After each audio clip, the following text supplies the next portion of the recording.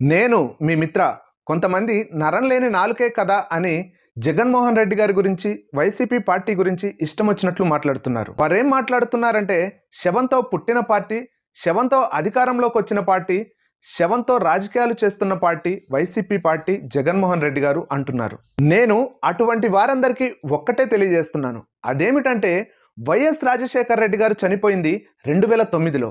YS Jaganmohan Reddy గారు పార్టీని స్థాపించింది 2011లో. 2009కి 2011కు మధ్య 2 సంవత్సరాల సమయం ఉంది. ఆ సమయంలో సొంత పార్టీ అండగా నిలవాల్సినటువంటి కాంగ్రెస్ పార్టీ వైఎస్ జగన్ కుటుంబానికి అండగా నిలవకపోగా ఎన్నో అవమానాలకు గురి చేసింది. అంతేకాకుండా జగన్మోహన్ రెడ్డి గారి కంటే కింది స్థాయి వారికి సోనియా గాంధీ గారు అపాయింట్మెంట్ ఇచ్చేవారు, కానీ జగన్మోహన్ రెడ్డి గారికి మాత్రం అపాయింట్మెంట్ ఇచ్చేవారు కాదు. అంతేకాదు, ఇప్పటి వరకు బద్ధ శత్రువులైనటువంటి టీడీపీ, కాంగ్రెస్ కలిసి జగన్మోహన్ రెడ్డి గారిపై కేసులు పెట్టించారు. ఢిల్లీ పెద్దల యొక్క మాట వినలేదు అని జగన్మోహన్ రెడ్డి గారిపై కక్ష సాధింపు చర్యలు చేపడుతూ కాంగ్రెస్ పార్టీ ఉంటే, ప్రజలకు ఇచ్చిన మాట కోసం ఢిల్లీ పెద్దలను ఎదిరించి తెలుగువాడి యొక్క దమ్మును ధైర్యాన్ని ఢిల్లీ పెద్దలకు చూపించి వైఎస్ఆర్సీపీ పార్టీని స్థాపించినటువంటి నాయకుడు వైఎస్ జగన్మోహన్ రెడ్డి గారు. శవంతో అధికారంలోకి వచ్చారు అంటున్నారు.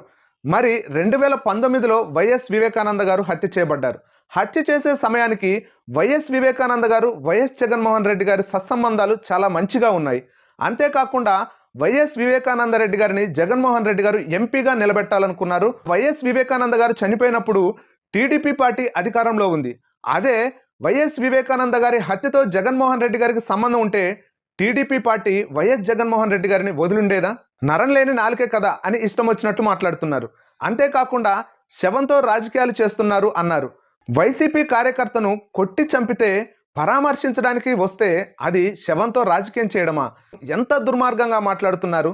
నరం లేని నాలుకే అయి ఉండొచ్చు, కానీ మాట్లాడేటప్పుడు కొద్దిగైనా ఇంగిత జ్ఞానంతో మాట్లాడాలి. మనం మాట్లాడే దాంట్లో కొద్దిగైనా సత్యం అనేది ఉండాలి. అంతేకాని ఇష్టం వచ్చినట్లు మాట్లాడడం భావ్యం కాదు. ఒక్కటి మాత్రం గుర్తుపెట్టుకోండి, జగన్మోహన్ రెడ్డి గారు అందరిలాంటి నాయకుడు కాదు. ఎందుకంటే తన ముందున్నటువంటి సైన్యాన్ని చూసి యుద్ధానికి వెళ్లే నాయకుడు కాదు జగన్మోహన్ రెడ్డి గారు.